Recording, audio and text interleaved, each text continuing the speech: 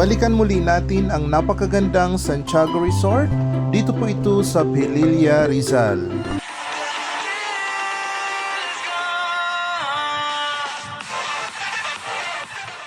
Andito na po tayo sa main entrance ng Santiago Resort. Dito po ito sa Kisao, Pililla, Rizal. Siyempre po, dadaan po tayo sa kanilang reception area. Sa mga magtatanong kung magkano po ang entrance at room accommodations, sa last part po ng video na to ay makikita po natin ang kanilang brochure. Ayan, paakyat na tayo guys para mag-park. Ayan, sa kaliwang bahagi po makikita po natin yung kanilang resto bar. Kasunod po niyan ang parking area. Sa kanang bahagi naman po makikita po natin ang mga swimming pools. Papunta na po kami ngayon sa aming room accommodation. Ayan, sinamahan po kami ni ate kung saan inassist kami kung saan namin makikita ang room na binook namin online. Nag-book kami ng air-conditioned room, good for 2 packs sa halagang 2,500 for 22 hours.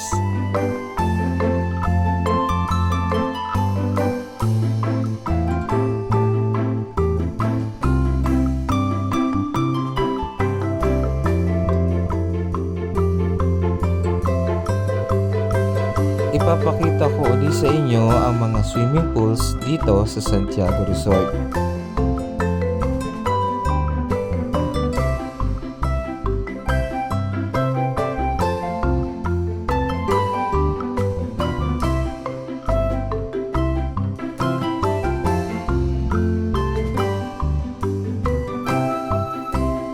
Na-featured ko na sa aking unang vlog ang mga swimming pools dito nung una akong nagpunta dito sa Santiago Resort 2 years ago. Ito nga po pala ang kanilang pool number 1. At sa ibaba naman ang kanilang pool number 2 na may slide. Ito naman po ang kanilang view sa kanilang pool number 2 dito sa ibaba. Talagang marerelax ka talaga. Ito naman po ang kanilang pool number 3. Dito sa pool na ito, nagaganap ang kanilang latest update ng kanilang resort. Kaabang-abang talaga. Dahil dinner time na, dito naman tayo sa kanilang napakagandang resto bar.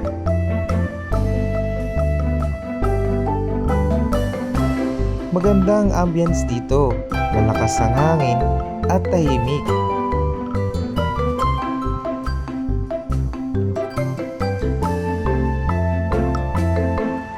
Yan, kain tayo guys. Ito nga pala yung mga in-order namin. Nag-order kami ng roasted chicken at chop suey. Nagbigay nga rin sila ng soup. Sarap.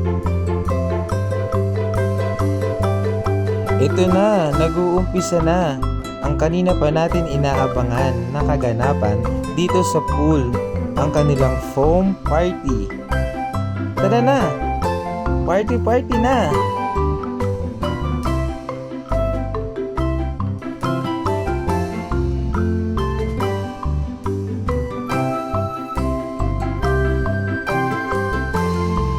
Wow! Ang ganda naman talaga. Paiba-iba pa yung mga kulay ng mga ilaw nila, oh.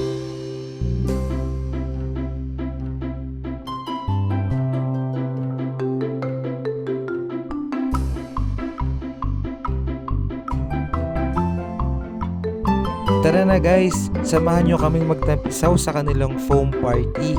Sigurado ding magugustuhan ng mga bata to.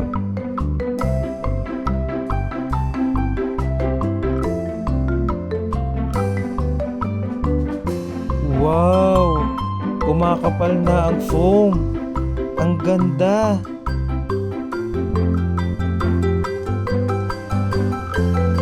Breakfast na tayo guys. Kasama na nga pala to sa aming accommodation. Naka-annual breakfast na kami dito.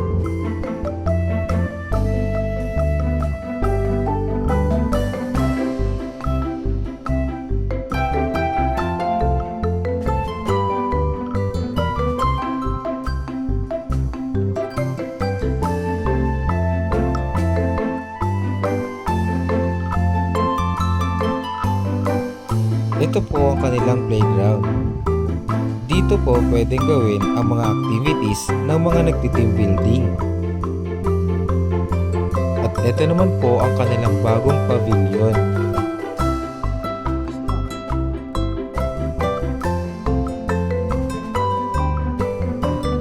Ayan, malawak po ang pavilion na ito. Dito po pwedeng gawin ang mga events at marami pang iba.